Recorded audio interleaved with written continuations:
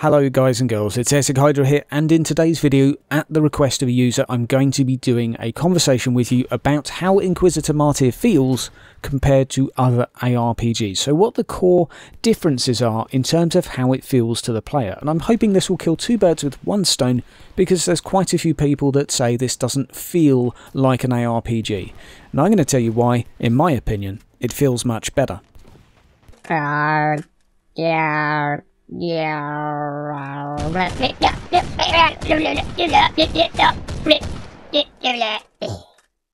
So in order to establish the differences between Inquisitor Martyr and the core of how the game feels compared to Diablo 3 or Path of Exile, I think it's first to just make clear what some of the key differences are in terms of gameplay.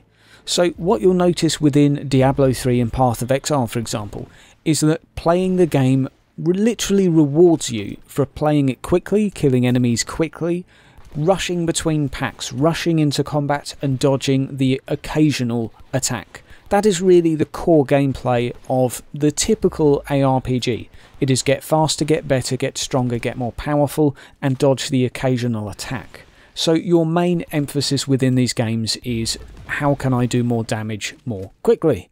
The difference with Inquisitor though is that its core feature really is actually how can I stay alive during this mission? How can I survive this mission? How can I avoid taking damage? And I'm not necessarily talking about the easy difficulty, because when you play Inquisitor Martyr at the easy difficulty, and by easy I mean the sort of your own power level, once you go plus 200, 300, 400, 500, the game's atmosphere really changes, and for me at least, I feel that that's where Martyr really starts to shine and sort of come into its own.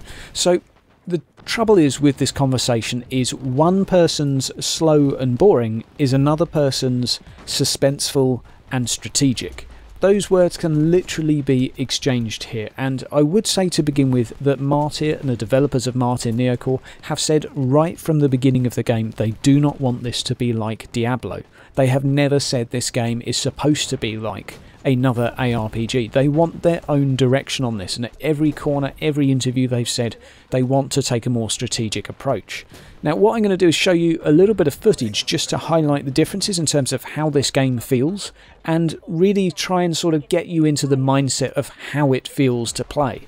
Because one of the things that doesn't translate very well from watching it is you don't really get how much perhaps suspense there can be within the game. So one of the main features I'm going to spout the benefits of is actually the death system.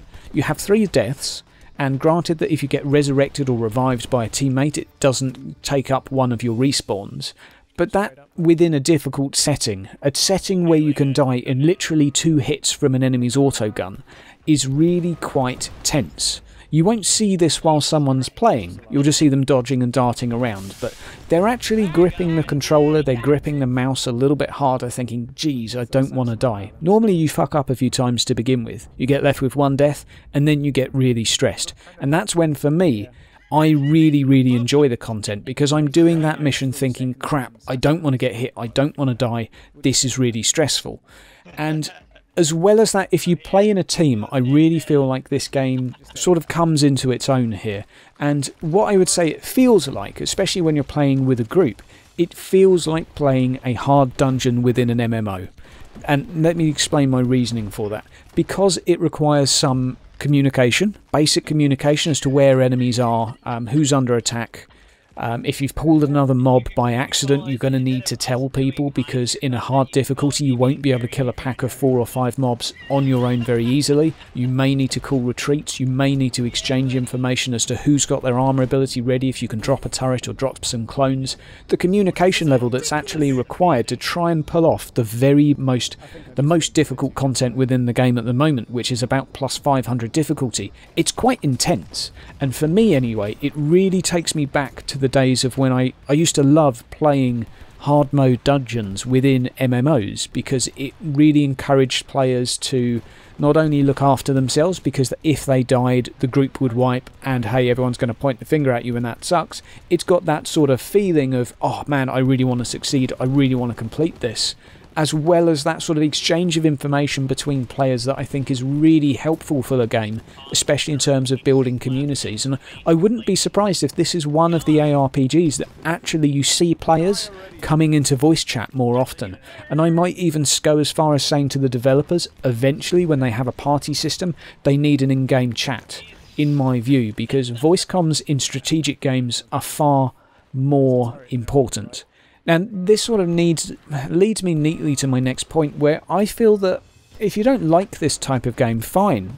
You don't have to like it. It might not be for you. If you're looking at the gameplay, I would say it doesn't feel the same that it looks. It's kind of like looking at a horror game with the volume turned off. It's nowhere near as immersive. That person that's actually playing it is probably pooping themselves. But if you're watching it on a Let's Play, you do not get the same experience 9 times out of 10. And I kind of feel like that's the case with this game. You don't get that same suspense. But guys, I am just talking about the very difficult sort of settings. For people that are playing the very easy stuff, you can play Potato if you want. You can play it like a normal ARPG, especially if you're a Crusader. You can just jump in and go YOLO. But the trouble is then you'd think it's an ARPG, you turn the difficulty up, and you just facepalm and realise that actually the game's maybe not what you thought, and you end up getting frustrated and blaming the game. But hey, that's just what some people would do because they've been doing it for years, and you can't really blame them. Unless, of course, they listen to some of the interviews where the developers say, please, please, please, we're trying to make a strategic game. Anyway, guys, I hope that's given you a little bit of insight into the game and how I feel about how it plays. At least to me, I feel like the difficult content really is an opportunity for players to band together, maybe even to make specific groups with specific builds. I could quite easily say if I had a regular 4-man Cabal party, I could quite easily say, Person 1 needs to be anti-suppression, so when we come against elites we can knock out the suppression as quickly as possible. Person 2 needs to be a stunlock character. We need a stunnable weapon within the group. It would be really helpful.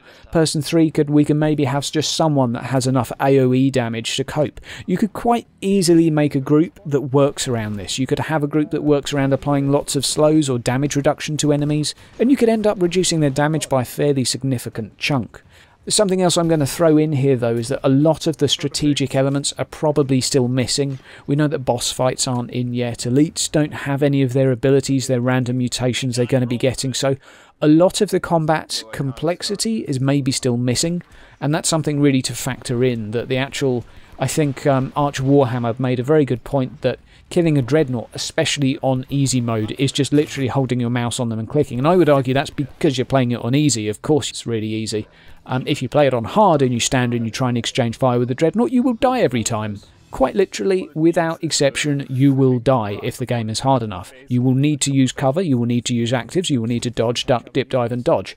But that's just a case of the easy mode, I think, once you get a bit of gear, being a little bit too easy and giving the people the impression the game is boring and not strategic because it doesn't give you anything to really challenge your brain cells. But guys, one more time, let me know what you think down in the comments below. I want to know, do you find it slow and boring, or do you find it strategic and a little bit tense? Remember, you've been listening to Airsick Hydra, and I'll see you in the next video.